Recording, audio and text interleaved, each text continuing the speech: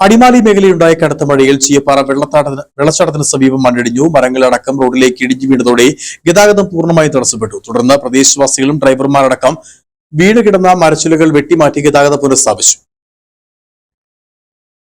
ഇന്ന് ഉച്ചയോടെയാണ് സംഭവം നടന്നത്. വാളറ ചീയപ്പാറ വെള്ളച്ചാട്ടത്തിന് സമീപമാണ് മൺതിട്ട ഇടിഞ്ഞ് റോഡിലേക്ക് വീണത്. ഇതോടെ ഗതാഗതം പൂർണ്ണമായും തടസ്സപ്പെട്ടു.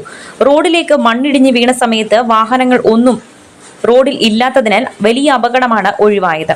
തുടർന്ന് പ്രദേശവാസികളും ഡ്രൈവർമാരും അടക്കം ചേർന്ന് മരച്ചില്ലകൾ വെട്ടിമാറ്റി ഗതാഗതം ഭാഗികമായി പുനഃസ്ഥാപിച്ചു.